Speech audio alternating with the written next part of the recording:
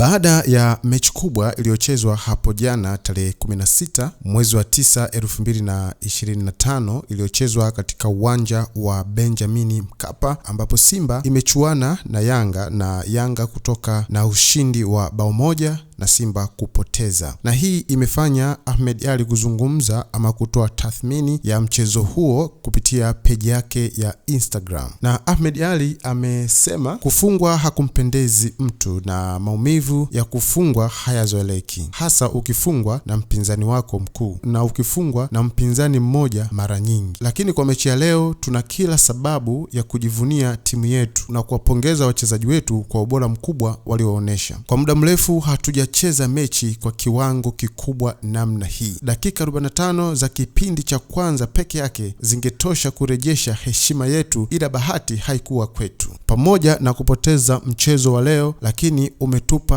taswira tutakuwa na msimu wa aina gani huko mbeleni. Itoshe kusema tu tutakuwa na msimu bora sana kulingana na kikosi tulichokuwa nacho. Jicho lenye machozi halioni mbali, hivyo mnaweza msinielewe hii leo, lakini tuishi humu wana Simba. Safari hii timu tunayo na tutafanikiwa sana inshallah. Tumefanya usajili bora sana. Wachezaji wetu wapya wameonesha viwango vya hali ya juu. Niwaombe ndugu zangu wana Simba, tutulie na tujipange kuanza msimu kwa kishindo. Kilichopotea ni kidogo sana kulinganisha na vikubwa ambavyo viko mbele yetu. Baada ya kuandika hivyo, kuna baadhi ya comment, watu wamejaribu kucomment, wengine wamejaribu kutia moyo na mambo mengine mengi. Tukianza na Ngoma Fabrice ameandika, my brothers, keep up the courage, it's football, one day it will end, nguvu moja. Na mwingine huyu ameandika Chino Kid 7, nguvu moja, semaji hakuna kurudi nyuma na tuna imani na timu yetu. Na mwingine anaitwa Don Fumbwe, yeye ameandika tu nguvu moja. Na mwingine anaitwa Idrisi Kita, yeye ameandika furaha yao mwisho Ijumaa. Na hivyo ndivyo mambo yalivyokuwa katika peji ya Ahmed Ally kulingana na kile alichokiandika kutokana na matokeo yaliyotokea katika mchezo uliochezwa jana tarehe 16 mwezi wa 9 2025 katika dimba lile la Benjamin Mkapa,